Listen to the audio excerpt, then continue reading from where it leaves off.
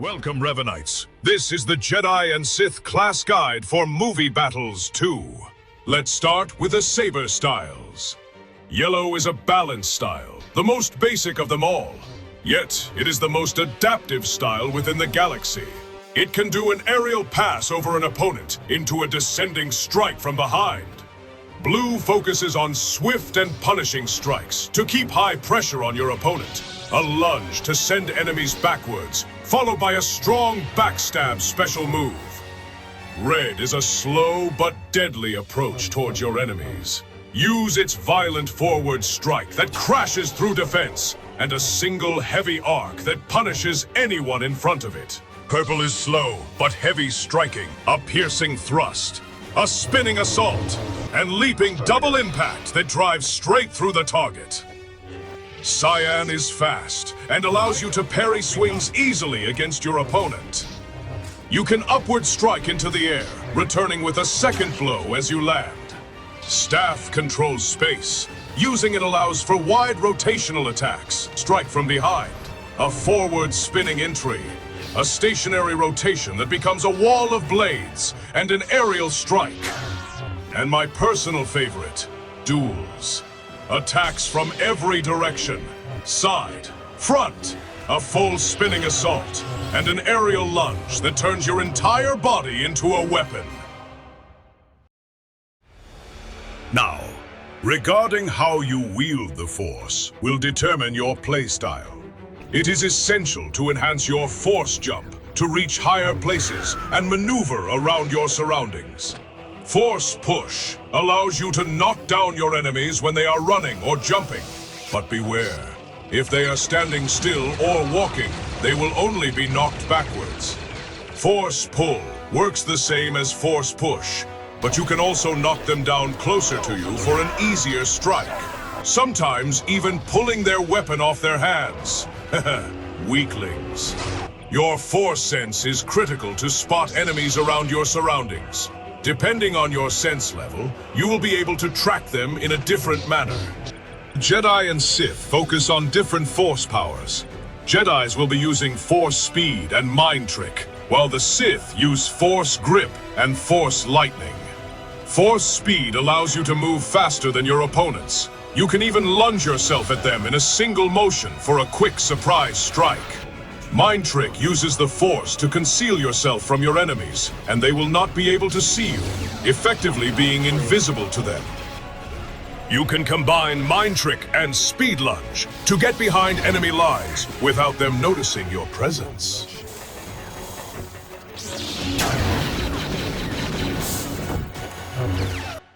Which brings me to my next point, your Force points.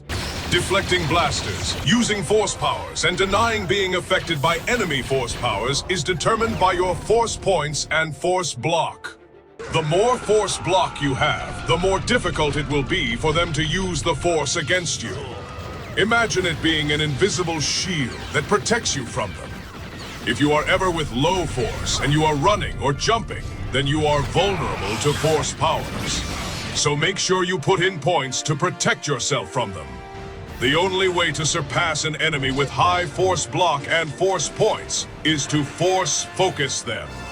You must look at them until an aura around them is visible. This means you have force focused them. And if at any time they are not blocking, then you can use the force on them. Saber defense will help you deny more damage to your blocking points the more points you put into it. If you are striked while running or mid-swing, you will suffer great damage to your blocking points. You can avoid this by perfect blocking the swing when you look towards the direction it's coming from. Additionally, you can even disarm your opponents if they attack you recklessly. Another defensive mechanic is your slap. Strikes without the blade exist to break rhythm. A slap, a kick, a sweep. Each one interrupts timing and creates an opening the saber alone cannot. Normally, the moment you attack is the moment you are vulnerable to slaps, to blaster fire, to disarms. Hold block as you swing, and with proper timing, your guard never falls. Defend your team by pushing enemy grenades and rockets back to them.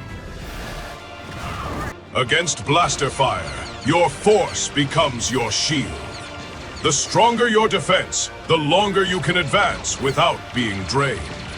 And when you return that fire with control, you turn defense into offense. This is known as blaster deflect. Although Jedi and Sith are restricted from long-range combat, you possess an ability to strike from afar. Your saber can be thrown in two different ways. Put no points into saber throw, and stake your life on it hitting your target. Alternatively, you may put some points in there to have a more controlled saber-throwing skill. Commentary.